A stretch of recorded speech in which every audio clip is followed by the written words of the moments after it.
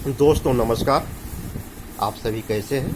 उम्मीद है कि आप सभी सकुशल होंगे और अपने इंश्योरेंस के बिजनेस में लगातार बेहतर करने के प्रयासरत होंगे। दोस्तों, इंश्योरेंस की जब बिजनेस की हम शुरुआत करते हैं तो हमारा जो पहला जो उसके लिए कच्चा पदार्थ होता है, रॉ मटेरियल होता है, वो होता है प्रोस्पेक्ट लिस्ट। क्योंकि जब प्रोस्पेक्ट लिस्ट नहीं होगा तो हम काम ही नहीं कर पाते हैं और इस लिस्ट की आवश्यकता हमें हमेशा होती है। तो दोस्तों, अब होती है कि प्रोस्पेक्ट लिस्ट बनाएंगे कैसे बनाएंगे। उसके लिए कुछ आवश्यक बिंदु हैं, 4 आवश्यक बिंदु हैं कि उस पर हम नज़र रखेंगे तो हमारा प्रोस्पेक्ट लिस्ट अच्छा बनेगा।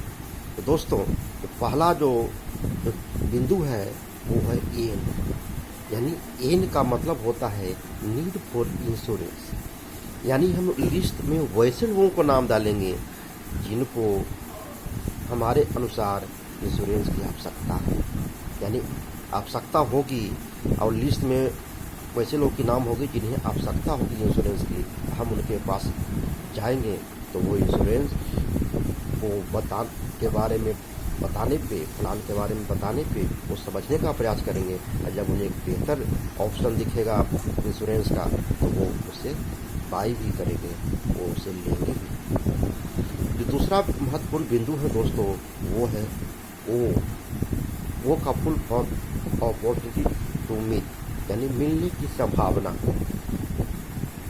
हम उनसे चाहे हम फिजिकली आसानी से मिल सके, चाहे टेलीफोनिक या वीडियो कॉल के माध्यम से आसानी से मिल सके। जब हम उनसे आसानी से मिल सकेंगे तभी वो हमारा बिजनेस क्लोज होगा। यदि हम मिल ही नहीं पाएंगे तो हमारा बिजनेस कैसे क्लोज होगा दोस्तों। अब जो तीसरा महत्वपूर्ण बिंदु है दोस्तों वो है पी, यानी फिजिकली फिट, यानी शारीरिक रूप से स्वस्थ। तो दोस्तों, हम सभी को पता है कि हम इंश्योरेंस उन्हीं लोगों को दे पाते हैं जो शारीरिक रूप से स्वस्थ हों।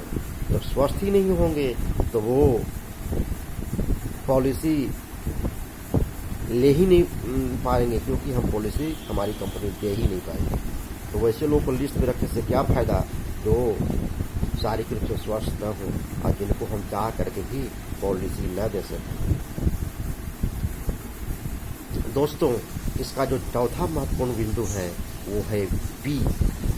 पी का मतलब होता है पेइंग कैपेसिटी। तो दोस्तों, हम लिस्ट में वैसे लोगों का नाम डालेंगे जिनका पेइंग कैपेसिटी बेहतर हो, वो इंश्योरेंस को समझे ही नहीं, वो इंश्योरेंस के प्रीमियम को पे करते। यदि उनके अंदर पेइंग कैपेसिटी होगा और हम उनको इंश्योरेंस देंगे तो वो पहला प्रीमियम ही नहीं बल्कि सारे जो जितने भी प्रीमियम पेइंग टर्म हैं वो सभी के पॉलिसी के प्रीमियम दे पाएंगे। तभी हमारा जो बिजनेस है बेहतर होगा, हमारा जो आमदनी बाद में भी प्रभावित नहीं होगा।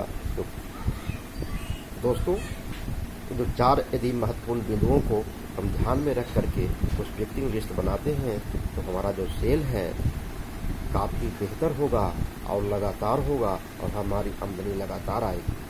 धन्यवाद।